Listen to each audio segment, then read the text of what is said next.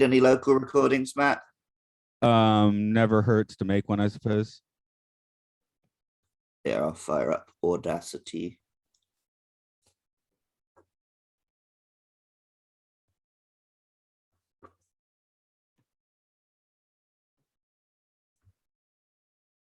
Oakley dokley. Everyone ready? Yep. Yeah. In the year 2021, The Matrix is back.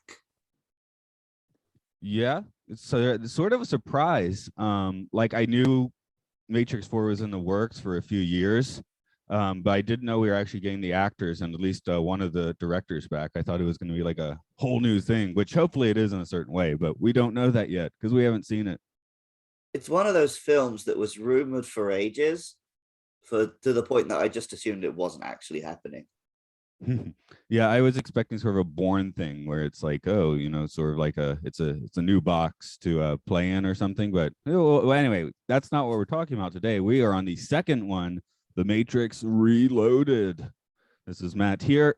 This is Luke. This is our sci-fi sanctuary, and I've been learning a lot about The Matrix Reloaded recently through some incredible Twitter threads by our guest today, Tilly Bridges. Tilly, hello. Hello, thank you for having me. I will say I think I've read all of your Matrix threads now, and most of the things you link to within them, but Matt does not Twitter at all, so he doesn't know much of that stuff. I don't understand how people, I don't know how you follow a Twitter thread. That's how out of it I am. That's okay. It's all right. We're here to help.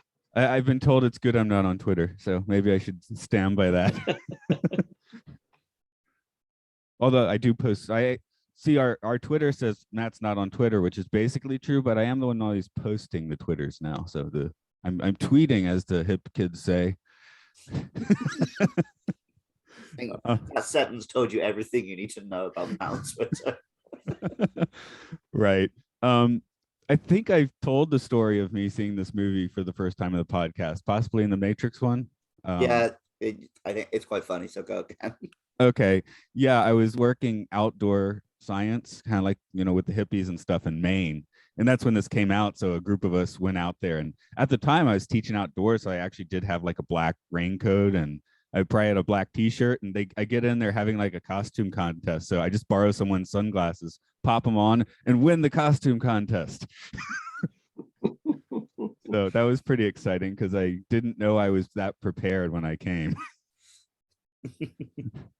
But yeah, it was a big event when it came out because the Matrix sort of took the ball from the Phantom Menace. We all thought that the Star Wars prequel was going to blow our minds that year, and it really turned out to be the original Matrix. So the build up for the second one was insane. I remember they'd have like hour-long behind the scene things like cropping up on half the stations on TV beforehand, and again, people do talk smack about the Matrix sequels a lot, and I think a big part of that was the insane buildup of expectations.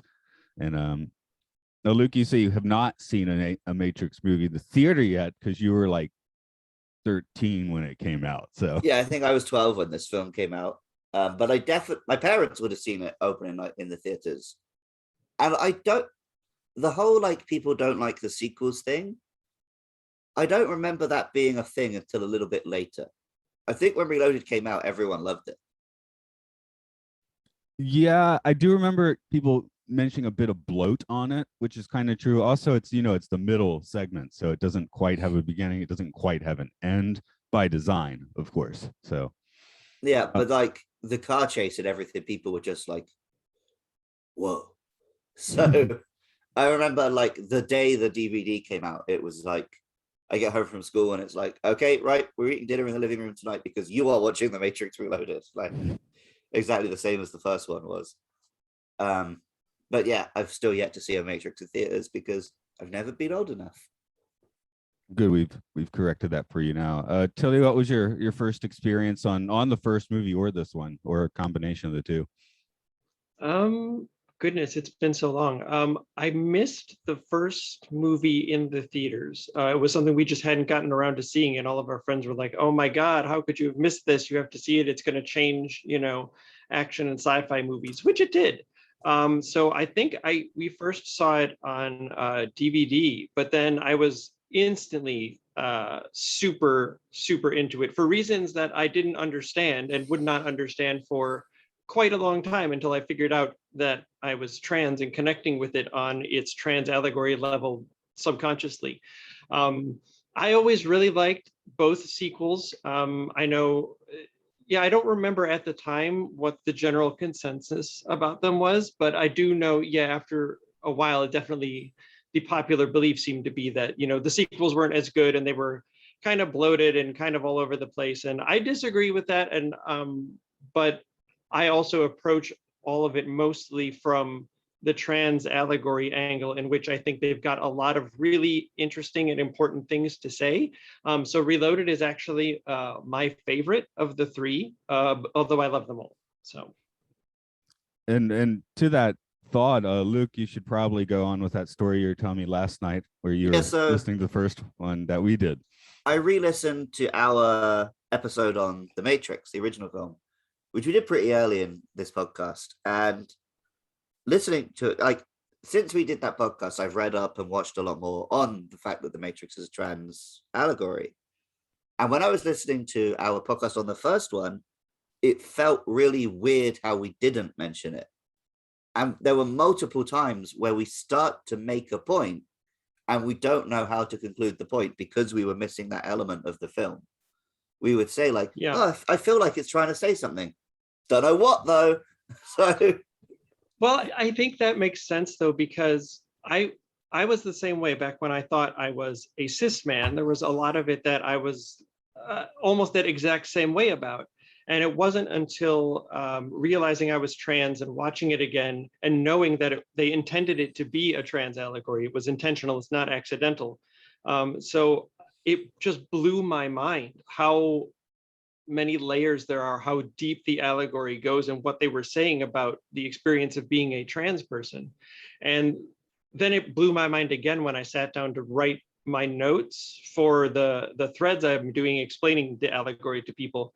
And I thought, okay, so I'm just going to pause it and write down a few notes anytime I need to. And I was pausing the movie every 5 seconds. And that happened with Reloaded too, like all the way through, visually, dialogue, character. It's just, they're working on a level, like, I'm a writer. And if I could write something a tenth that deep of an allegory for anything in my life, I would be so proud of myself. So it just blows me away how much they put into it. It's really astonishing. But I think you really can't notice it if you haven't lived that experience. You're going to miss a lot of what they're saying because you don't have, that life experience to draw from. Mm. And we should know when we're saying, oh, it's an allegory, this is like directly from the Wachowskis telling everyone it's an allegory. Yes. So there's not really room for debate on that. Yeah, this isn't one of those fan theories like, well, actually, Super Mario, the third game, is a metaphor for the experience. Now, this they've said in this case. Yes. I will say, I don't want to jump ahead to conclusions too much, but I think the first Matrix film is so incredible because on every different level you can enjoy it, it works 100%. If you just want a dumb action film, it's one of the best. And then there's one layer below that, you can go like, oh, this is actually a really smart science fiction idea. But then there's a layer below that where it's like, oh, this gets into these Gnostic ideas and these theories about Plato's cave and all of that. Mm-hmm. And then there's and that works perfectly. And then there's a whole nother level where it's like, oh, this whole thing is a metaphor as well. And at each of those 4 levels, however you want to engage with the film, it nails it. Right. Because I think that's maybe part of the reason, brilliance of it. Maybe the reason the sequels aren't quite as beloved is because although they nail some of those levels, they don't quite nail the others. Like, as an action movie, The Matrix Reloaded peaks all of its action in the middle, but has a very talky ending. Mm-hmm. So if you're going into it willing to be like, I'm watching this film for the philosophical aspect, then Reloaded is still great. Yeah. And if you're going in for the trans metaphors, I think you're going to tell us later, then Reloaded is great. But if you're just like, I want another action movie like The Matrix, whereas The Matrix built to that incredible fight with Smith, and it was such a great conclusion, this film builds to Neo and the architect having a very confusing chat. Well, yeah, that chat confused me for a really long time too, until I examined it through the trans allegory, where it makes 100% perfect sense. But I think part of the issue that you're also mentioning, where if you approach it just as an action movie, where it feels strange that the action's all in the middle, is because I think Reloaded and Revolutions are kind of one movie split into two. And so because it has that cliffhanger ending, it doesn't really end, it sort of stops, and then it picks up again in Revolutions. And so I think it's all leading to that the Neo and Smith part 2 that comes at the end of Revolutions. So I think that's why the structure of it is a little different than maybe what people anticipated. The expectations will get you every time. The whole film the two sequels back to back thing, I guess Back to the Future had done it, Star Wars kind of did it, but this film was like the first one where they were shot basically as one film, as you say. Yeah, they did that with Superman and Superman 2, the originals way back. Oh, the first and the second film. They throw Zod in at the start, yeah. Yep. That one had a few stumbles, I remember. Watching this with the Donner cut, all that. But with this one, watching it this time around, it really did strike me like if The Matrix had actually come out, say, let's 3 years ago, 2019 or something, we'd be looking at like, one of those, premium 10 episode runs, I think, of this now, because you can do things of the scope on television now. And the narrative they're looking for is kind of that level of detail. So then you have a, one episode super actiony, one episode super talky that works for TV. And it works in this movie too. You just got to, readjust your attention span a little bit. When you talk about Reloaded and Revolutions being essentially one film cut in half, I've definitely heard in interviews that was the plan was one prequel, one sequel, but the studio insisted the full cast is in all 3 films, so there had to be 2 sequels. I don't know how true or how I think early that was. I don't remember the release dates either, but I feel like they were really close together. Like I think they were both out the same year, like 6 months apart or something, right? Of months, yeah. And apparently they wanted it to be even quicker. They wanted it to be a matter of weeks. Right. Which makes sense in this case. I mean, there's pluses and minuses to doing your movie that way. Really quick, I guess I'm, some people listening maybe haven't watched it recently, although you probably should, but I will try and run down the plot. This one was a little bit intimidating, right, with all the bells and whistles and wheels turning. So we'll see where we go here. You can just give us the surface level plot, because I'm sure we'll get deeper into it. The Osiris has received information that details the imminent peril of a machine attack upon the surviving human colony of Zion. All of the vessels return to Zion to plan their next move, including the manifest of the Nebuchadnezzar, including our stalwart heroes of the previous film, Neo, Trinity, and Morpheus. Morpheus has insisted that one ship remain as the sentinel to receive a possible transmission from the Oracle. While waiting, a rave orgy ensues in the deepest caverns of Zion. Eventually, a communique is intercepted. Neo embarks upon a journey that reveals the salient point that the Oracle is but a program of the machines. Regardless, she insists that Neo track down the Keymaster and confront the source of the Matrix. In the interim, the former Agent Smith has become a rogue program. He takes violent retaliation against Neo, multiplying himself with his newfound ability to imprint himself upon the unwitting denizens of the Matrix. Neo is able to mount a successful retreat, and he and his group of associates attempt to free the Keymaster from the clutches of the Merovingian program. This proves to be quite a feat, with the specter of strange ghost programs and excessive vehicular battles serving as obstacles to achieve their intended results.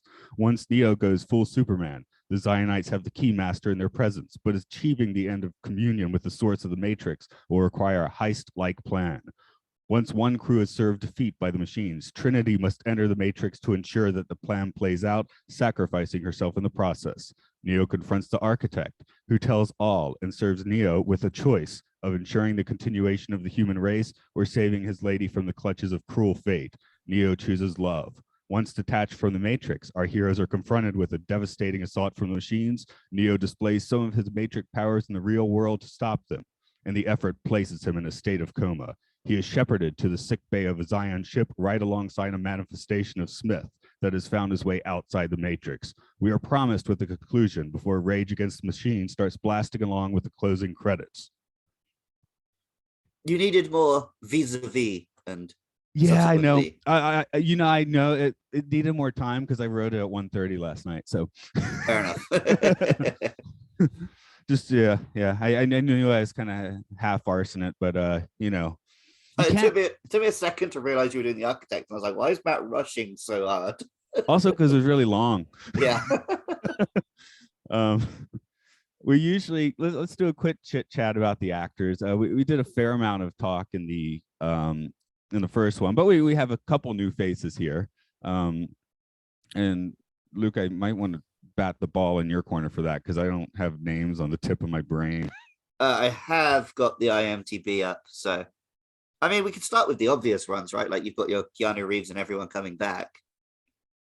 Keanu does not woe in this, does he? This is his first non-woe.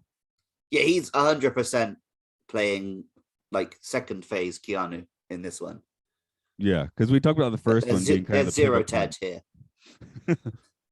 Was I always say the first film he starts as Ted and ends as Neo, but here he's just playing Neo, which is the role he would play until John Wick, basically. I guess in a couple of the Carrie-Anne Moss roles where he does let his deflectors down, there's a shade of Ted, but yeah, we're pretty much just full Neo at this point, So yeah, I mean, is there anything else you want to go on about him? It's like people think about Keanu all the time on a general basis, it seems. And Carrie-Anne Moss is back on people's minds since she's appearing in the the Matrix 4, the Resurrection or whatever. Yeah, I mean, those two are both great, but I don't feel like I have a lot to say about them as actors in this one. Tilly, do you have any strong feelings about Keanu and Carrie as actors in this film? Not really. I mean, I think they both served their roles well, and they did what they were supposed to. And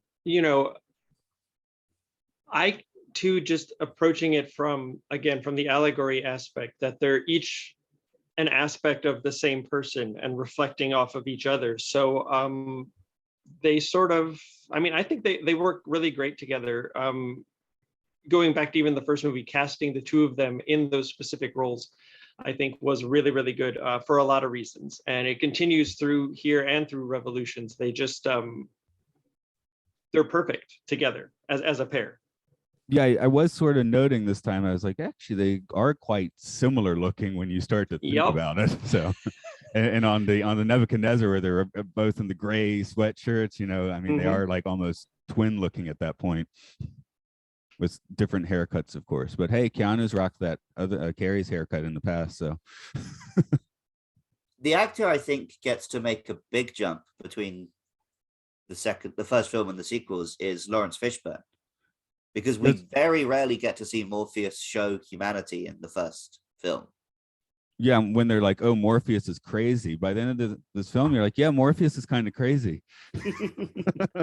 Like he is his level of obsession. Because yeah, the first one, he presents it like this is the way it is. And you find out in this one, he's actually pretty much of a minority opinion there. I mean, even when Neo tells him to his face, that's not how it is. He stays steadfast, which again is very much part of the allegory. But on the surface, 100%. On the surface level, it does mean that Lawrence Fishburne gets to like act his ass off in these sequels. Like, by the end of the whole thing, which I mean, we can talk both ways a little bit, but by the end of the movie, it's like he's kind of right, but he's kind of wrong. Well, it turns out he just had to have faith in Neo and not all the prophecy stuff. Yeah. I made a note. Just we just watched Dune, and Luke and I recently reread, or I read Dune for the first time, but it did start to make me think like the machines are throwing prophecies around like Bene Gesserits or something, Yeah. As far as the new actors, the crew, of course, was pretty well off in the first film, so we get a new crew in this one, and that was sort of my Luke. Well, the new crew, we basically just get Link in terms of the Nebuchadnezzar crew. Yeah, I'm thinking of J.A. Pinkett Smith, but she's a different crew, isn't she? She's a captain. So I have the weird. For me, the crews of the other ships feel like much more significant characters than they actually are in this film, because I played Enter the Matrix at the same time. Right. So the whole bit with the power plant was the game, right? Like yeah, Naoki's whole mission there. Yeah.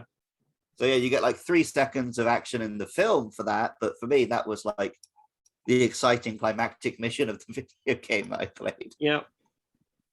So yeah, for me, like, and also when we played it, my dad played Niobe and I played through as Ghost, and I don't even think Ghost gets a line in this film. So I guess that was a downer. Yeah, this would have been a period of time where I was definitely not gaming because I was, again, living with the hippies in Maine in a cabin. So, But like talking about how big this film was when it came out, this was the period where it was like, you got the new movie, you've also got the video game in stores, but you know, that's part of the story. You got to play that as well. And there's the Animatrix, you got to watch that if you really want to get it. And there's probably some comic books, you got to read those. And it was a huge, you know, multimedia event. But I think the directors were involved in most of that stuff. Yeah. It's not like today where or some of the Star Wars things where it's like, here's the film and a bunch of other people have been given free reign to give you extra content. But you know, George Lucas is involved to the point that someone showed him and he went, yep, that's what happened. he let the holiday special happen. Yeah, there you go. But like every now and then there'll be a new Star Wars comic book or game and it will say like, with a story approved by George Lucas, but it literally means they went, hey George, did Darth Vader have a secret apprentice? Yeah, go on then. And like that's the extent of his involvement. Why not? I guess there's not a whole lot to get into with the actors. It says that, you know, pretty much plot driven and well, as you know, allegory driven, all of that sort of thing. The character, I mean, you know, in the most part, they are more of archetypes than anything else. Like there's other characters we haven't mentioned, like the Merovingian and Persephone, and they're memorable and great performances. But I remember the characters. I don't remember the actors really. Yeah, they're literally programs. Hugo Weaving doing his villain shit is like in this one, and especially the next one, turned up to 11 and then turned up to 12. And like I always forget Hugo Weaving is just an actor because Smith is such, you so believe he's a computer program. Yeah, I was about to say these characters are all programs, right? Which we are, you know. I mean, that's the whole thing. Like, how conscious are or aren't they? Because we meet the family at the end who do seem quite conscious and have insights and things. Whereas, you know, the Merovingian, though, I guess he is an earlier program, and he's intentionally cardboard, just mustache twirling villainy. Not to the Smith levels. Smith is twirling something else entirely, I guess. But I don't. Yeah. But yeah, you know, it is interesting that the older programs seem to be the ones that are less conscious. Yeah.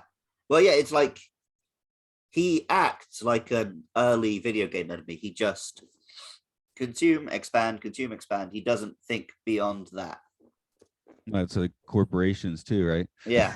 Consume and you know, expand, all of that. So, but for the most part, he is on simmer. Like, you definitely think of Smith in the first one. You think of Smith in Revolutions. He, you know, and he does cool stuff here, but he's not that integral to the plot. Like, I kind of had to like shoehorn him into my own summary. That finale bit with where they're going down the corridor to find the door, Smith shows up just to remind you, hey, don't forget, Smith exists. He'll be important next time. I was actually confused, I think, coming out of the movie the first time by a twist. I was like, why was that a big reveal? And someone was like, that was the human that Smith took over. It's like, oh, okay. Like, oh, yeah.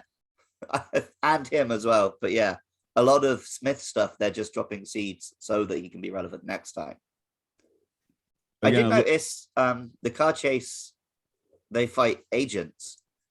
And they don't make a big deal of it or anything, but that's basically the last time agents show up in the series. Yeah. They're completely irrelevant by the third one. Yeah. Oh, Smith, right? and it's hard to stop calling Smith an agent. It just seems to be part of his name, but it's not. You do have to start saying Smith or something. Yeah. I guess we should talk just a little design, since you brought Well, I up was the gonna say, if car we've done actors, so we should do characters. But I mean, me and you don't need to tell people who the surface level characters are. This is probably a time.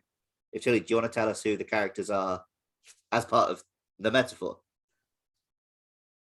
Okay, well, in the trans allegory, a lot of this is set up in the first movie. But Neo is, Neo is himself, but he's also sort of his own ego.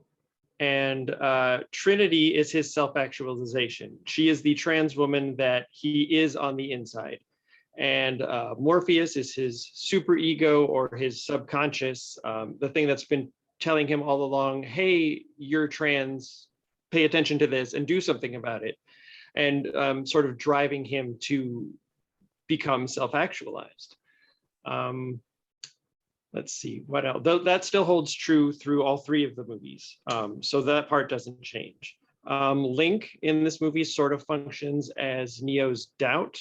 In the first movie, Neo's doubt was Cypher, and it was his doubt about whether or not he was trans, because the first movie is all about the journey of accepting that you are trans and deciding that you want to transition to be your true self.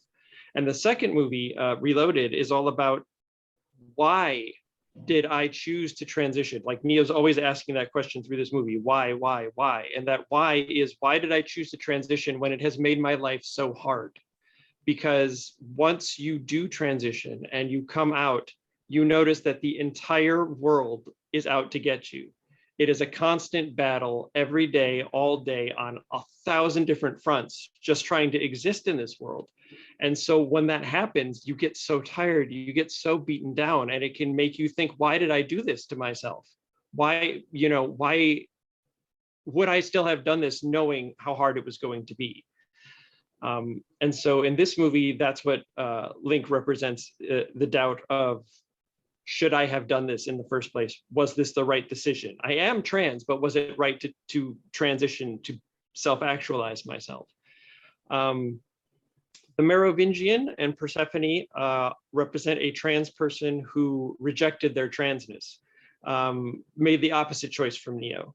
So Persephone is the trans woman that the Merovingian is on the inside, that he has stolen away from the world, which is, what the Persephone myth leads to. She was stolen from the world and hidden away. She's the opposite of everything he is in so many ways. And so everything with him is about appearances. He wants to appear to know what he's talking about. He wants to appear to be rich and wealthy and powerful. And he likes French because it sounds fancy, not because it is fancy, but because it's everything about him revolves around appearances, because he wants you to accept his appearance of a cis white man, because it gives him more power and standing in the world. And trans people have to give up that power when we transition, when we tell the world, hey, we're not cisgender. So you lose a lot of ability to have any say in society when that happens, because there's so few of us. We can't really affect political change on our own. We have to rely on cis people to give us the rights that we deserve and everything like that. So it gets very complex. The Oracle is Neo's heart that he goes to for answers, and that tracks through all three movies as well. Let's see, who else am I forgetting? I guess you haven't really mentioned the villains in terms of Smith and the agents and the system. Right. So Smith is, in the first movie, Smith just represents society and the way society is out to get us.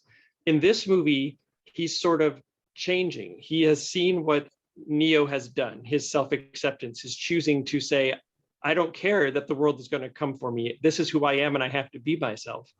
And it's really pissed him off, because why do you get to break the rules when I don't?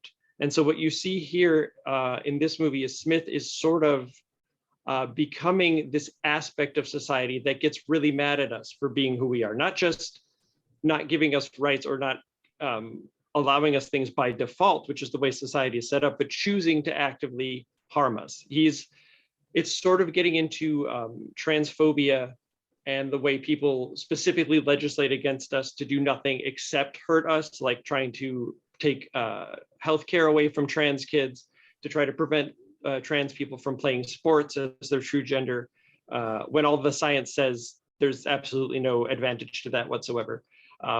So he's sort of morphing into that, and you get into a lot of that in the third movie. It's about transphobia of society and internalized transphobia that society puts into us.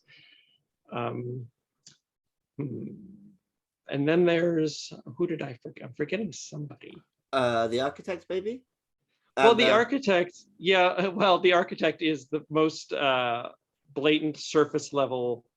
The Architect is just the Architect. He's an old cis white man. They're the people who set the society up this way. So he is exactly what he appears to be. He, in the allegory and in the surface world, he's exactly the same. So, and watching it now, it's like, oh, now I understand why they chose such a Colonel Sanders looking motherfucker. Like, right? Well, he's just kind of he's really good. Yeah, he's in his unreachable citadel. Though I do have to throw out that whenever I see this movie now, I'm always surprised not to find Will Ferrell up there. Yeah, kind of same. But I guess there's a few. Since the metaphor is painted that wide, a couple of ones that I was kind of wondering about are those. Do those ghost guys fit into the metaphor? Because I never. They do. Yeah. Not as like an aspect of society or something, but one thing that's really difficult for trans folks is anything having to deal with the past. Because, like, here's the easiest way to explain it is that I know that Matt, you're not on Twitter, but every once in a while this thing comes around on Twitter where people they're like, post a picture of you from 15 years ago and a picture from now. And trans people often can't do that because we were not ourselves 15 years ago. And in fact, just seeing a photo of ourselves from back then can give us really, really bad dysphoria. And so it's like, I have wedding pictures with my wife and they're wonderful. It was the happiest day of my life, but I'm dressed as a cis man, which is how I presented at the time and what I thought I was. And so now, even though that picture brings me so much joy from this happy day, it's tainted because that wasn't really me. And I'll never get a picture from my wedding day with my wife with me in it. It was that guy that I was pretending to be, that man costume I was wearing. And so the past is a really difficult thing that for a lot of trans people. And so the ghosts represent that aspect of our history, because what are ghosts? They're dead things from the past, right? That come back to haunt you, and our pasts do haunt us in a lot of ways, and you have to struggle and fight against them. But you can't ever get rid of it. You can't ever change it. And if you note that in the movie, the ghost twins, they don't actually die. There's an explosion and they get shot off into the air and you never see them again, but they're not dead. You can't kill the past. You can't change the past. You have to find a way to deal with it. So they fit in that way. And that's why also everything around the Merovingian, that whole fight in the stairwell is the only fight in all three movies where there's old stuff everywhere. There's old weapons, there's old statues, everything is old. That's what the Merovingian surrounds himself with, because they're the things that tell him, well, okay, I guess I have to explain a little more about the Merovingian, and that he believes that he doesn't have a choice to transition, right? Okay, so if he's a trans person who chose not to, he said, I am trans, but there's nothing I can do about it, because if I transition, society will take away all of my power. I will lose, trans people lose families, they lose jobs, they lose money, they lose housing, they lose everything so often. And so he felt he didn't have a choice to do that, that society took that choice away from him. Now, that's not true. Society does take those things and it makes it really difficult, but you still have the choice to do it if you want. So he's one of those people that tells himself lies to make himself feel better. Well, I didn't have a choice. That's a lie, but it's what he needs to tell himself to believe that he did the only thing he could. And so he surrounds himself with people and things like the ghosts and old things that uphold the old ways of the binary, you're only born a man or a woman and that's it, of the Matrix. So he does all of that to just build this like house of cards that's around him, it's really built on lies. And you see that kind of come tumbling down at the end when he kind of loses it. And the way he transitions to what you see him as in Revolutions is kind of extraordinary. So But that's a different story for another time. But so yes, that's a very long-winded way of saying the ghosts tie in to what it's saying at large about how difficult the past is for trans people to deal with. Okay, that's great. I thought I was asking too obscure a question, so right Not on. at all. Two small points from your threads that I really liked. Right at the start of Reloaded, when Trinity is fighting her way into the complex. Yeah. You point out that anytime we see our heroes fighting the system, be that agents or just general cops and stuff, it's always white men. Yeah. And that's such a deliberate choice because, yeah, they're fighting the system which keeps them down, which is the system of, straight cis white men. It's an extra deliberate choice when you look at the cast, especially for Reloaded, and how diverse and inclusive it is. There are people of so many races and genders included in this movie. And so then it's not some coincidence that every guard, every cop, every agent is a cis white man. That's by design, because that's that's who set up the cis binary matrix of society to favor themselves. And they're the ones with the most interest in keeping the system going because they benefit the most from it. But me and Matt pointed out in the first film that the Matrix is like the gold standard for casting diverse actors. Right. Like you could tell they went out of their way to do it. And Zion in particular, Zion, there came a bit of my old Southern accent. But yeah, Zion, it seems very, I mean, they're living underground in a horrible cave, but as far as like who's living there, it is like insanely inclusive for everyone, because sometimes it gets to a point where, maybe someone casting would try so hard to, just not balance everything as well as they do in the Matrix movies. Mm-hmm. Well, yeah, like when we watched When Worlds Collide, we were like, wow, so the final capsule of humans alive is just all these white people. Whereas Matrix does it right. Like, yeah, this is the last of humanity and it contains all of humanity. And yeah, that's a big plus there. But yeah, it's also, even, watching the movie 2 nights ago with Neo's choice at the end on which door to go out of, I guess that's where it's starting to stick out a little more on the levels you were talking about earlier, Luke, because, once you apply the metaphor, it is insanely clear on both levels. Right, yeah.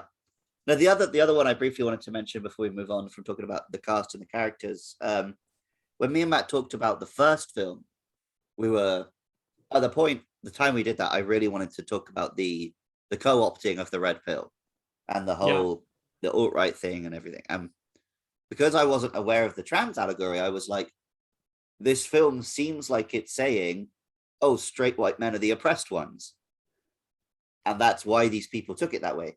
But like the Wachowskis saw that coming because, as you pointed out, Smith's character is these alt-right shitheads who've taken the red pill and said, oh, that means that I get to be a rebel by fighting for exactly the status quo.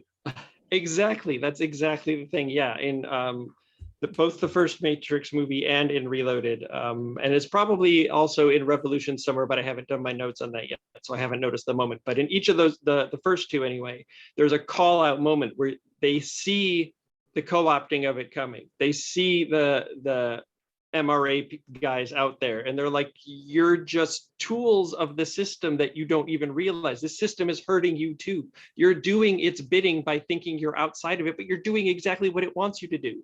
You're not free whatsoever. You're just a literal tool of the system. So it's a wake-up call for everybody. The cis binary of matrix of society hurts cis people too in a lot of ways. So it's wrapped up in toxic masculinity. It's wrapped up in those horrible beauty standards that women are held to, where, there are cis women who have broad shoulders or bigger jawlines, and they get crap for it because they don't fit into those neat, narrow little boxes. Well, you're not small, you're not, skinny, you have to look a certain way. And so it's detrimental to everybody. And that's what I think the movies are trying to get folks to wake up and see that even if you're cisgender, it's hurting you too. So, you either want to fix things or you're upholding the system. Even if you're not aware of the system, even if you don't like the system, but you're not doing anything to change it, you're upholding it. And that's just how it's set up to be. I did note that at least one of the posters for the new one, just white background, red pill, blue pill on it. It's like, oh, they are going to own it, I guess. I really hope they address it directly in the new movie, yeah, because I would just love that. Yeah, I'm gonna say I can't imagine they wouldn't. I guess the whole black pill is out of the Matrix picture, or maybe it's not. Hey, who knows what we're gonna get? That's the nihilism pill, if I'm correct. I've talked to Luke before where I've lost track of what the pills mean anymore.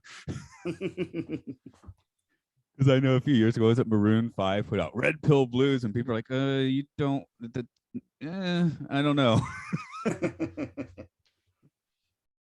Yeah, But, I saw an interaction, I think this is a couple of years back now, where someone was tweeting about the red pill and Lily Wachowski replied, like, that's not what the red pill means. Like, who are you to tell me? And she's like, I created the Matrix.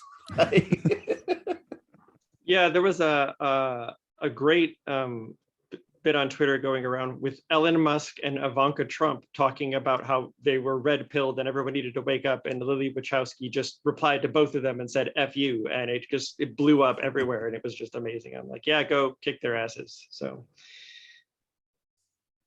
I'm just thinking my life, because when I saw the Matrix, I was 20, and society like we just like, again, it wasn't really on the forefront of anything. So I'm thinking my first exposure to, I guess, the whole trans idiom would have been Wendy Carlos. I'm just wondering what kind of if that is a kind of a figurehead in the movement, because she did Luke's staring weird. She did the Clockwork Orange soundtrack and a bunch of early synthesizer stuff. I mean, she's definitely an early out pioneer, I guess you could say, because there were way less people out in the past because it was much less safe to be, out and trans. And also because this is actually something that Reloaded itself gets into with Neo examining why he chose to transition. And I always point to, I made this big post when I came out as trans. And in it, I had to thank all of the trans people that inspired me to think I could be myself and still exist in this world. It was okay to be trans because they were also writers. They were also worked in comics and television and all of the fields I want to work in. And they're out there making it happen and living as themselves. And they let you know you can do it too. And so the more people who come out as trans inspires other people to think it's okay for me to be trans too. That works with representation of anything. It's one of my favorite representation stories. If you go back to Nichelle Nichols on the original Star Trek, wanted to leave the show, and Martin Luther King talked her into staying because he said, you don't know how important you are to all of the Black children out there watching this. They get to see you on the bridge, an equal of these white men, doing important things. And it led directly to Mae Jemison, who was the first American Black astronaut in space, female. And so if you can see it, that it's possible for you to be it, right? And so that's ties directly in with the realization that Neo comes to, is that he has to have transitioned. He has to be out and be himself, even though it makes life so hard, because not only does he love himself enough to be his true self, but others need to see him do that too, so that they can be their true selves. And so that's why I think you see so many more trans people today, is because gradually over time, the more of us that come out and have visible lives, the more of us see, oh, that's okay. It's okay if I'm trans. I can do this too. And so it all sort of ties together that way. Well, you pointed out in the film, there's the character, the kid, who comes up to meet Neo, yes, and thanking him, oh, you saved me. And he was like, you saved yourself, because all Neo did was exist. Exactly. but just existing in a system that is designed to get you to not exist or to hide your true existence away from the world and not show it to anybody, just existing is an act of resistance. It is a fight. And other people see that, and then they're like, I can do it too. If you can do it, I can do it. And so that's exactly what that whole bit with the kid is about. Was a person that saw, hey, I can do it because Neo did it. I can be myself too. Which is what Neo said he's going to do at the end of the first film. Mm-hmm. And something I noticed watching it this time, I think this film is only supposed to be 6 months after the first. That's what really? the wiki said. Because Morpheus says a line like, we freed more minds in the past 6 months than in the last 6 years. It was like, yeah, it feels like more time has passed than that. Maybe just because the actors have aged a lot more than that. But that is a surprisingly short amount of time, considering this film and the second one take place over a matter of days. Right. So the whole Matrix trilogy is only like basically a 6-month affair. Yeah, maybe they wanted to, avoid that Star Wars space where it's like it's an undefined amount of time later when you get to the sequel. Yeah, and then you can write 30 books in between if you want to. Exactly. They wrote the 30 books in between. They did the Animatrix. Although, like you were mentioning, that had most of the ideas for the prequel in it, so they did get those ideas out, and it could have been an interesting movie, but yeah, we'll get to that in a different podcast, I suppose. Yeah. Oh, what? Nope, I'm doing. My supercut's ready for Matt losing his thought again. So. I mean, it's not even 6 a.m. this week. It's almost 8. You should be completely awake. Unacceptable. Yeah. I lose my points in the middle of any day, Yeah, I know. Yeah, I guess. Let's do just a little bit of speculation. I think it's fair to do that in our Matrix month about maybe what we'd want to see in the new one, or where the metaphor could be going. This is a good time to focus on that in particular for the new one. Tilly, do you have any expectations or wishes of where this thing's going? No, not really. I approach movies, television, comics, any kind of story, a lot different than a lot of other people, I guess. And maybe it's because I'm a writer, but I want to experience the story that the creators want to tell me. So I try to not go in with expectations because then it's always a good way to be let down, because nobody's ever going to give you exactly what you might have thought. Hey, it would be cool if it was X in your head. You're never going to get exactly that, and then you might be disappointed. So I tried to stay away from that. I tried to just go in clean and experience whatever it is that they're trying to tell me. The one thing I really do hope, though, that we already addressed, is that they do address how the red pill thing has sort of been co-opted exactly as they predicted it would have been. And I hope they have something, to say about that. I also thought, I did have a thought about the surface level sci-fi story a while back. And I was thinking, how payphones and landlines are so important to the first 3 movies, but you don't see them at all nowadays. And if the Matrix kept going, that is exactly what the machines would have done to try to prevent this from happening again, is phase out landlines, right? And now everything's all cells, and cells you can't get in or out of the Matrix with. So I was like, that could be a fun thing for them to play with in the surface level story. But outside of that, yeah, I'm just, I don't know, because I feel like the first 3 movies tell a very complete story. And like Revolutions is all about the future, or where they hope trans people in society can go, and Reloaded is very much about living as trans, and the first one is very much about coming to the decision that or realizing that you're trans and deciding to transition. And so they kind of represent like the past, present, and future. And so the fourth one, Resurrections, is like completely outside that. So I'm just excited to see what they have planned. I honestly don't know, and I'm really looking forward to it. There was enough from the first trailer that I don't see any way that the allegory is not going to factor in some way probably just as importantly as in the first three, where if you removed it, they wouldn't even be the same movies. So I'm really excited to see what they have to say about it now, because even now, being trans in the world has changed so much. Even the Wachowskis themselves are out as trans now, and they weren't when the movies were coming out, you know? And so that changes the context of it, that changes what they have to say about it. Like if they were out as trans back when the original trilogy were made, not only do I think those movies probably wouldn't have gotten made, but they wouldn't have been the same movies that they are, because everyone would have known ahead of time. You know, I think they worked so well because they couldn't be out, because they had all of this that they were bottling up that they needed to say. And so when you pull that out, it's going to change the entire context of what you have to say and how you have to say it.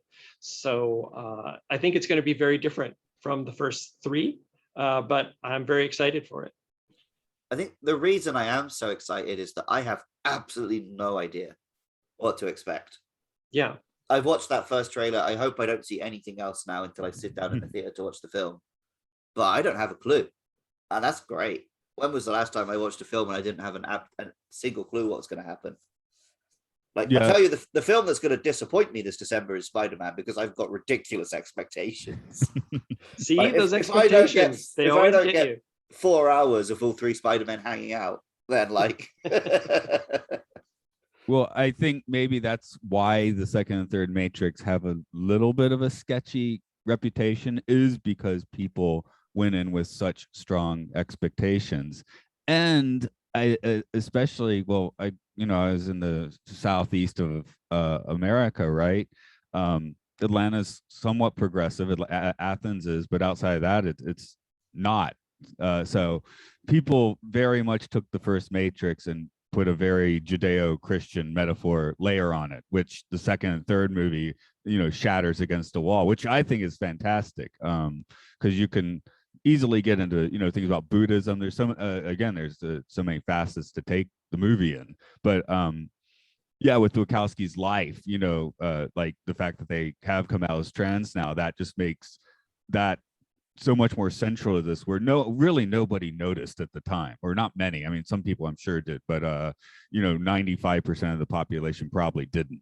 We didn't notice, but I think subconsciously we must have done, because there are so many little things which are really resonant in those films, but you don't know why. The obvious one is the whole time Smith dead names Neo for the whole trilogy.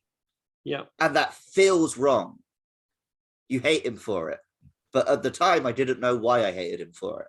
Well, right. But I think that's even a thing that it's not even just a trans thing, because that is a thing that like even tons of cis people have to deal with. Because like, if you know somebody whose name was, well, I'll just go by my stepdad, his first name is Richard and his middle name was Williams, but he went by Bill, which is short for William, his middle name. But if you called him Richard, that would be like this sign of disrespect, because that's not what he preferred to be called. And so that would anger you. That would anger anybody. But don't call him that. He doesn't want to be called that. And that's all it is with trans people. Don't call me that. That's not my name. Call me what my name is. My real name. Call me, if somebody tells you, this is what I go by, if you don't call them that, you're, a jerk, a terrible person, pretty much. So it's, yeah. That's something one of our colleagues struggled with. Me and Matt work as English teachers in Japan. And, cool. Some Japanese names are hard to pronounce when you're a native English speaker, or an American in particular. But one of our colleagues, he would never say any kid's name right. And they were always so mad at him, and he wouldn't understand why. He'd be like, well, I'm saying what it says. I was like, yeah, but you're not saying what they told you to say. And it's only small things, but he would say it the American way and never adapt from how he decided to say it. Right. And when he left and I took over some of his classes, I was getting a round of applause just for pronouncing kids' names correctly. But see, I mean, that goes to show you how important it is to people, right? It meant so much to them that you showed them the respect to just learn how to say their names and call them what they want to be called. And that's all that trans people want, the same respect cis people want, and that's it. So I'm sitting here wondering if I'm Yeah, because with a lot of students, I do say their names mostly correctly. I was telling Luke, I called the brother his brother's name, but that's whatever. But I don't tend to go for the shortcut names. You know, like what's a good name? Like if you've got a Fumito calling him Fumi. Or yeah, because some of the Japanese stuff be like Fuchan, right? Mm. So I'm like, should I don't really feel, I feel like as a teacher I should be slightly formal in my naming. I don't know. And also it's a culture thing in that case. I'm not a Japanese woman, so I don't know if I can actually get away with that. But that is what I hear everyone else calling this person. But I'll they're only do 5 it if the kid asks me to. yeah, okay, if the kid asked me to, of course. I guess that's the point. They're 5 and they didn't ask you to call Yeah. them something in particular. So maybe that's something about it as well. I mean, yeah, that's what it always goes back to, right? If you're not sure, just ask. Just Yeah, ask the yeah. person what they prefer. It works the same thing. Like you get a lot of this from people with pronouns. Oh, I don't know what to. Just ask. Say what are your pronouns? Oh, now you know, and it's done. And you don't have to worry about it. It's not a bad thing to ask if you don't know. In fact, people will often. I mean, I can't speak for everybody, but often it shows that you care, that you're respecting the person and you want to get it right. And so if people ask, I am happy that they cared enough to want to be correct. I'm sort of an ardent Trekkie, so I'd be Oh, me remiss too. to ask. Okay, so I'm gonna assume you got, and Luke, sorry, I know you have not, but season 3 of Discovery, which Yeah. really delves into that, and again, as as a straight white guy, that actually, like, maybe it seems obvious to someone who's trans, but to me, yeah, it is sort of like, oh yeah, I didn't quite think about this. It actually is teaching me something. So you kind of got to throw out. Trek, of course, is always relatively forward thinking in that matter, but I didn't love Discovery season 3, but I did like some of it, but it did teach me something I really wasn't familiar with. So I mean, media has that power too, right? It can open minds, it can open hearts when you're exposed to this thing. Because like a lot of people, if you grow up around it, it's not a big deal. But there's so many people who don't. Like even for me, I grew up in a tiny town in the Midwest, and I didn't even know what the word transgender meant until I was probably in my 20s. I didn't know it was a thing you could be. So there was no way I could have figured it out when I was a kid. And even if I did, I wasn't in a home situation that would have been welcoming to me trying to explore and figure out who I really was. And so things like this, when you see it on TV, when you see it in movies, when you read it in books and comics, or you hear it in podcasts, it starts to open people's minds. I think it was like the Modern Family show had a gay male couple. And over the course of that show, which became really, really popular, right? You could see it was during the course of that show where the position on marriage equality started to shift in this country, in the United States, where people started to think gay people do deserve the same rights as straight people do, because they're seeing beamed into their homes every week these two guys who just love each other and they're just normal people like everybody else, right? And they deserve to be as happy and have the same rights as every other person does. And so just stuff like that, just having it out there can make a world of difference. Well, that's actually one of the big points the Matrix films make, is that because the concept of being in a computer program that's controlling you, if you're not aware that that's even a thing that can be happening, there's no way that you can know you're being held and that you're not living your true life. And so the first step is just finding out that this thing exists in the first place. Right, exactly. And that's like when I thought I was cisgender, even though it didn't make sense that I was, and the whole world didn't make sense to me, and I felt like I was wearing a costume every day of my life, I didn't know that there was, again, anything else you could be other than you're born a boy or you're born a girl, and that's all there is to it. That's all there is to life, right? And that's the cis binary matrix. And until you learn that that is not the truth, you can't break outside of it. You can't do things to change it and make it better for people who do not fit into those two neat little boxes. And there's so many people that don't. And again, and when you don't even know that it exists, you are doing exactly what it wants you to. You are upholding the system by not being aware of it. You're just going along with what they tell you and keeping it all the same, upholding that status quo. So you need things like the Matrix, the movies, to wake people up to this and say, hey, look at the real world is not like what you've been sold. And it's okay to admit that and try to fix it. Something I didn't have to, hardcore the rest of Revolutions last night because we changed our schedule a little bit. So it seems actually weirdly pertinent. So what I watched instead was the third episode of the Orville, which is the About a Girl episode. Have either of you come across that one? I haven't seen any of the Orville yet. I have not seen it, but I have heard that it implies some not great things. That's why I'm bringing it up, folks. Yeah, that's why I'm bringing it up because, like I was like, it did have a really smart idea to it, but at the same time, yeah, I was like in direct contrast to the Matrix, because it has people coming on with very good intentions and maybe being wrong about it. With our heroes, because at first you're like, oh yeah, of course, but then as you learn more about the alien culture, you do really start to have to question, wait a minute, this is someone else's life, someone else's culture. Is it okay? Is it not okay? And the episode actually doesn't really come to a conclusion either, so I guess that would be a plus on it. But yeah, I wasn't even expecting to see that last night, so that was kind of a interesting contrast. Yeah, I can't reply to that because I don't know what you're talking about. Yeah, I've only read a summary and I haven't seen it, so I don't feel qualified enough to really speak on it.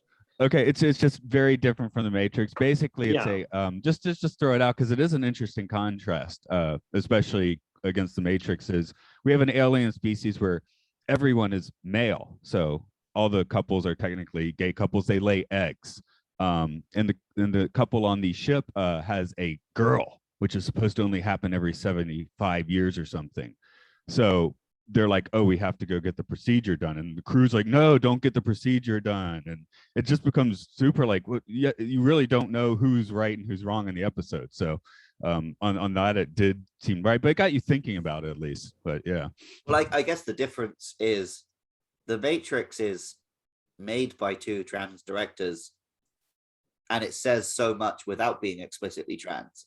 And this one's written by Seth MacFarlane. Yeah, it's something written by Seth MacFarlane trying to tackle the issue head on.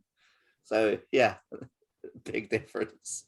But yeah, especially after having watched The Matrix, I was kind of watching it last night. Like I really appreciated that they had put that much thought into it. But I wasn't quite sure what the thought was in the end. So actually, that brings up a point to mind of something that I do hope to see in Resurrections is that I hope that they can cast some trans people in it, because they were not allowed to put trans actors into the original trilogy. They tried to with Switch in the first movie. It was supposed to be, the character was supposed to be one gender outside of the Matrix, one gender inside, and they was going to be an actual transgender character, and they were told, no, you can't do it. They wouldn't let them.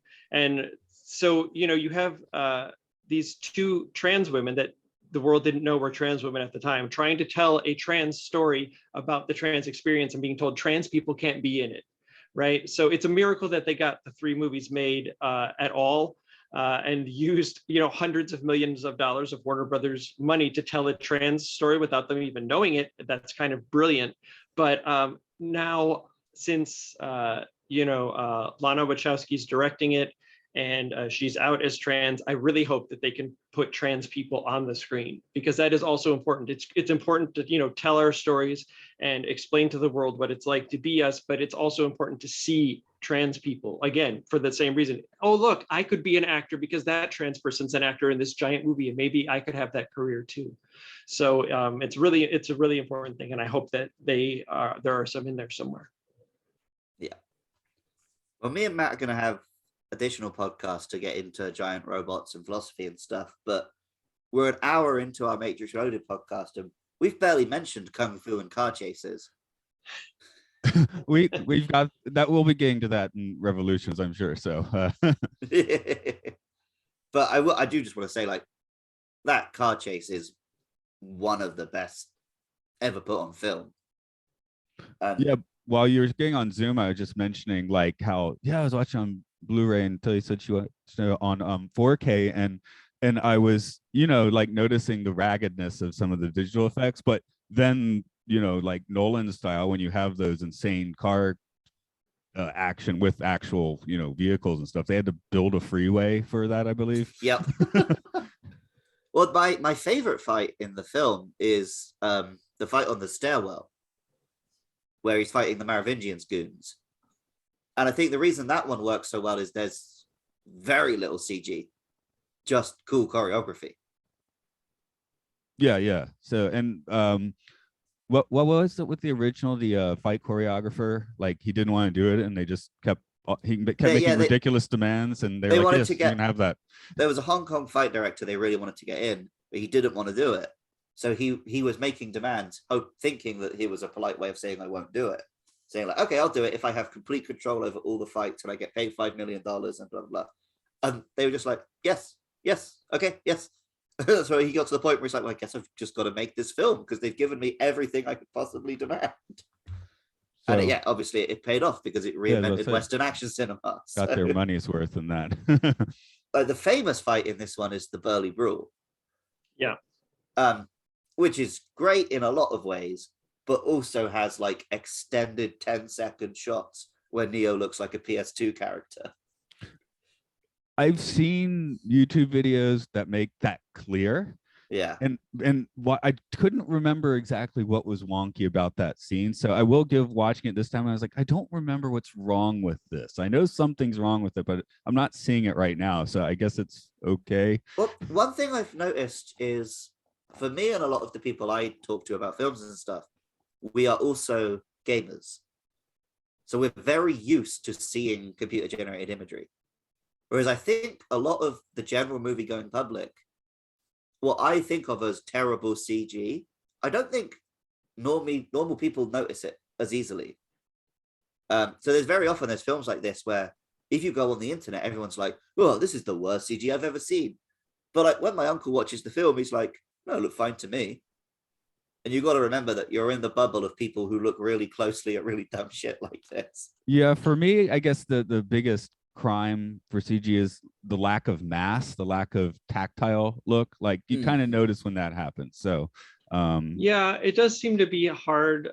Even now, even brand new modern stuff that's coming out, it's gotten better, but there's still a sort of weightless quality to full CGI characters, right? They don't seem to have the same weight that like real people do. And so that's a thing, that they're still working out. And it was definitely back when Reloaded came out, they were really pushing the envelope. It was, stuff that nobody had done, and somebody's got to do it first. Somebody's got to try. And I'm sure they built off of that. And, maybe it helped that huge increase we've seen in special effects and how fast they've gotten better and how much more amazing they are now. But at the time, I remember when I first saw it thinking it looked amazing because nothing had looked like that before. And so, yeah, it hasn't aged that great because now the effects have grown so much, but I still really enjoy watching the fight. I think it's super well choreographed. It's really exciting. It tells a great story all the way through it. So I think it still works. It's just, any special effects that are done with CGI are going to look dated, 15 years on. Well, I think no level of CGI fidelity can fix bad directing. So a lot of when you talk about these characters looking weightless and stuff, it's because the director hasn't thought about it in advance. They've just thought, well, in post, we'll chuck in a monster. Whereas the one I always go back to, and I know they're not regarded as the best films, but the Transformers films look real because Michael Bay was making the film with the intention of putting these robots in from the start. And he made sure that all of the carnage around them is real practical effects. And so everything lands like there's a physical object on the screen. And that's the difference between the best monster movies and the worst monster movies, between the best, robots, aliens, whatever, is the director and the cast have thought about where is the physical presence of this thing? Whereas if you don't think about that when you're filming the actors, then when it's given to the effects house, they've just got to squeeze it in where they can, and it's not going to feel like it has weight. Something that we definitely forget these days, all of us having just watched as digitally as possible and noticed it, is, this did supposed to go through the final step of being put onto film and getting a little film grain and then project in the theater, and then it looks about right. I make music, and actually I'm talking through it now. I'm talking to you through a vacuum tube preamp because I use it to like dirty up my sounds a little bit when I'm making music. Well, yeah, it's like the original Star Trek and even Star Trek: The Next Generation were redone in HD, right? And they look beautiful. All the special effects were redone. You watch them and it's stunning. But when you watch the regular like shots, not the special effects, not the ships, just inside people talking, the colors are great. The costumes look amazing, but you can see a crack in the set that you could never see on a little, tiny CRT TV. You can see that like the makeup on people doesn't go all the way down beneath their collar, or on one of them, like some chest hairs coming out from his collar that you would never see on this tiny little TV that it was shot for, back at the day. So even, when they rescan in the film and it, make it HD or even better. That stuff was just meant to be seen at a lower resolution. And so we're looking at it now through these, 4K Ultra HD screens and being like, why does that not look great? Well, it wasn't designed to look great on this, so. Before we pull the ship into the park, does that make sense? Do we pull ships into parks? I don't know. In Star Trek 4, they landed the ship in a park. Okay, there we go. That's true, they did. Before he slingshot the bird of prey around the sun, is there anything else we want to throw out on, I guess specifically the middle movie? The wheels are turning. That's cool. Yeah, I'm just thinking, is there anything specific I want to throw out on this movie? I guess its biggest flaw or crime is just being a middle movie. The middle child, is it? Being an only child myself. It's also one of those, like, sometimes that can play to a film's advantage, like in Empire Strikes Back or The Two Towers, because they're the middle one, they don't have the burden of bringing in the landing. They can just do cool things and then end on a cliffhanger. And this film does that. So I like I said, when Reloaded came out, I don't remember anyone being down on it. Maybe people were a little confused, but most people seemed into it. And then based on whether or not you think Revolutions does nail that landing, then taints how you feel about Reloaded. Yeah, Reloaded has some nice space to breathe, I guess, which yeah. That's what you do. I think, people, when it goes wrong is when people really try and overstuff the middle one. Mm-hmm. So, and I mean, this one's not lacking in stuffing, and cool stuffing. Yeah. But it's not like they're being minimalist. But yeah, this is the one where you can kind of inhabit the world that this movie creates most easily, because in the first and the third one, same with Back to the Future, right? We're just down to business in the first and third installments. Right. Tilly, any final thoughts on this one, especially if again, I haven't been reading the tweets, so if we've missed some, a real corker there. Well, there, I examined so much of it. They go so deep. It's kind of hard to, mention things that might have been missed. But I guess the one thing I would want people to take away from Reloaded, if you're watching it, is that more than the other Matrix movies, this one is about the experience of existing in the world as a trans person and how hard it is for us, and what we do about it, what it does to us. Existing in the world as a trans person was so hard, it totally screwed up the Merovingian, right? He is the way he is because he couldn't become his true self on the inside.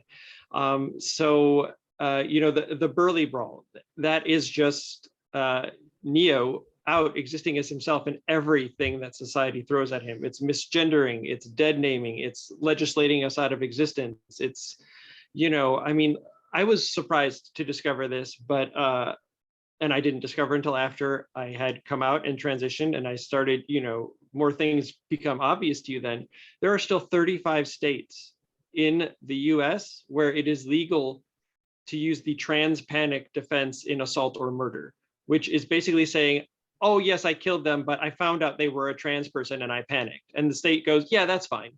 That's a legal defense you can use.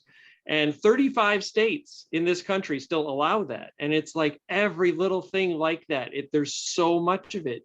We can't go through security at an airport to board an airplane without either outing ourselves or getting molested by people because we don't fit the binary that they have to press when you go through the scanners. You either have a male button or a female button, and we don't fit those. Our bodies don't match that. And so there's a million things like that. I wish I had the time to tell you all of them, but there's so many of them. And that's what that Burly Brawl is that it's every aspect of society coming for you. So I would love it if you want more info, you can look me up on Twitter, Tilly Bridges. If you just search my handle and Matrix, all of my threads will come up. You'll find them. You can read through them and get really deep into all of this if you're interested. But if there's one thing you just rewatch the movie with in mind, it's just that this is what it's like. This is how hard it is to just live as yourself in this world when you don't fit into the two boxes they say you have to. Yeah, I definitely recommend going and reading those threads, especially if, like me and Matt, you are a cisgendered person and a lot of this has gone over your head the first time. You will definitely learn a lot. Not all of it pleasant, but all of it very true. And I don't know if you have any plans for this, Tilly, but I would love to read it in an easier format than a Twitter thread one day. Be that a book or even just a website somewhere. Yes, it's something that I have thought about. At the moment, I'm just trying to get through them all, get through all of my notes, get it all written out. And then at some point in the future, I definitely would like to do something else with them to make them a little bit easier to read, or for people who are not on Twitter, easier for them to access. So. No, I mean, an hour and a half ago, I understood how this movie would connect, but I was like, hey, how exactly do you get there? So, and I'm like, oh, geez, you've explained it now. And I'm like, it's like kind of like, how did I miss that? The only thing I've had that comes close is when we were looking at the Terminator films. And I realized the reason 1 and 2 feel so much more meaningful than the later ones is because they're very deliberately about motherhood. And then when what I consider the third one, Dark Fate, came out, and it's about, this is a film about how women don't have to be mothers. And right. Yeah, that's a really good point. I felt Dark Fate worked much better than any of the other sequels. And I really like Dark Fate. And you're right, they're about more than just the surface level story. They have something important they're trying to say to the world. There was a point a few years ago when they were talking about doing a Matrix 4, but without either of the Wachowskis involved. I think that's actually pronounced Wachowski. I think I've been saying it wrong. But I've never heard it said out loud by anyone other than people reading it. So, but if it had been made by just some other director who had not understood the allegory, the metaphor angle, then it would have felt like Terminator Genesis or Terminator Salvation or something. Because once you realize how key that is to the original 3 films, then it, like I said at the start, how you can accept it at a very surface level and go deeper, but the film isn't made that way. It's made the other way around. You start from that metaphor and everything is built on that. So you don't have that foundation, it wouldn't have felt like a Matrix exactly film. If you took the trans allegory out of any of the 3 original movies, you wouldn't even have anywhere remotely near to the same movie. So much of what's in there is there only because of the allegory, and you would lose just like so much of it by pulling that out. They wouldn't be the same story at all. So I'm glad that there's nobody else involved with them. Yeah, because a few years ago, when nobody was attached, I was completely uninterested in seeing another Matrix movie, and I saw the trailer. Actually, I didn't care until a month ago because I saw the trailer and I was like, "Oh, Matrix, okay, I'll watch it." Oh, Karen's back. Carrie's back. That's cool. But then when I became excited is when the directing credit came up. I was like, "Why is it only one?" But apparently Lily has given her blessings and is working on a show running, a Showtime show or something. Yeah. Is it? I thought it was Lily who is directing and Lana who's not. No, Lily has a show. I feel really bad. I cannot remember the name of it at the moment, but she is working on, I think it is Showtime. She has a show that she's running or co-show running. And so it's Lana that co-wrote and directed the fourth movie. Oh, I had it completely the wrong way around. And Luke, I just I was taking a dive there and worried that I was about to get completely the wrong way around, but so it's a toss of the coin there. Also, Tilly, you mentioned that you saved me earlier about 30 minutes ago. You mentioned it was Lana directing, so I put that you did. in my mind. I guess Tilly has already given us the links and stuff. Luke, do you want to do the quick thing for this cast? Yep, if you've enjoyed this podcast, you can find us on Twitter at MLSFS118. We're also on Facebook, YouTube, Apple Podcasts, Spotify, all the places where you can find podcasts. Just search Matt and Luke Sci-Fi Sanctuary and you'll find us. Make sure you like and subscribe, rate and review, tell your friends, blah, blah, blah, blah, blah. If you want to help keep it online, you can go to patreon.com/podcastio, and you can throw us $1 a month, and maybe you'll get episodes early when me and Matt get around to editing them. And because I feel like I really have to clarify it this week, that's a reference to Peep Show. It's not a reference to Harry Potter. We would never reference anything written by J.K. Rowling in the year 2021. And thank you for that.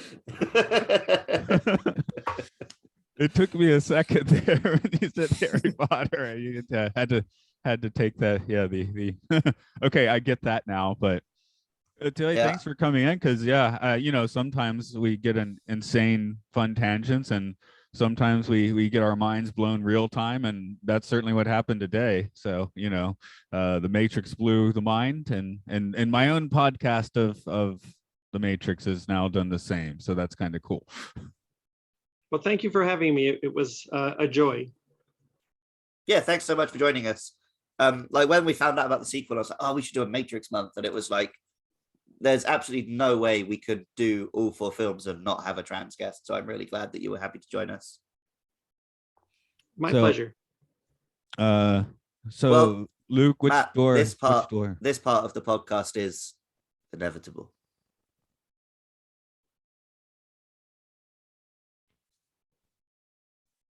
Matt can't find the stop recording button. No, I was about to just accidentally